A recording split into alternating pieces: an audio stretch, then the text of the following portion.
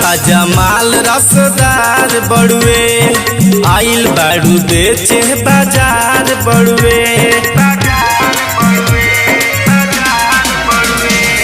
ताजा ताजा माल रसदार बड़ुए आइल बाड़ू बेचे बाजार बड़ुए।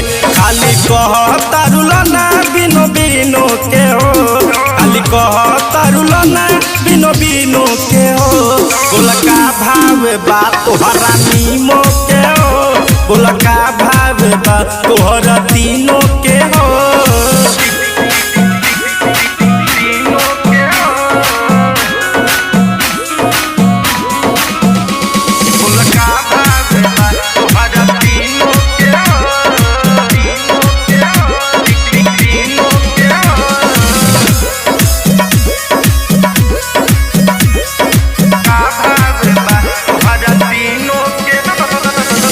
कैसे बातो हरे रेट बड़ुए हाली बताव होता लेट बड़ुए।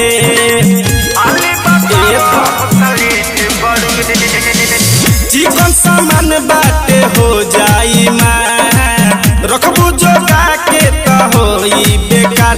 बोला केतना वजन बा है तीनों के हो, बोला केतना वजन बा है तीनों के हो। बोला का भाव बा तोहरा नीमो के हो, बोला का भाव बा तोहरा तीनों के हो।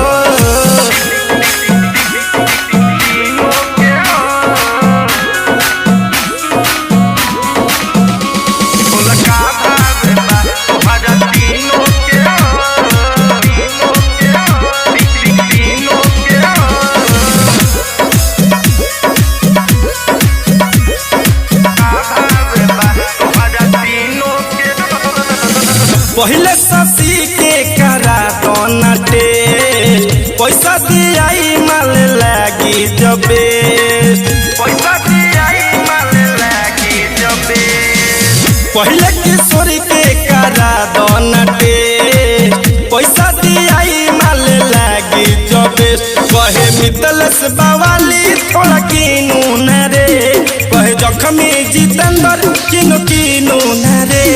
बोला का भाव बा तोहरा नीमो के हो, बोला का भाव बा तोहरा तीनों के हो। ताजा ताजा माल रसदार बड़ुए आइल बाड़ू बेचे बाजार बड़ुए। ताजा ताजा माल रसदार बड़ुए आइल बाड़ू बेचे बाजार बड़ुए। खाली कह तारुलना बिनो बिनो के हो, खाली कह तारुलना बिनो बिनो के हो। बोला का भाव बा तोहरा नीमो के हो, बोला का भाव बा तोहरा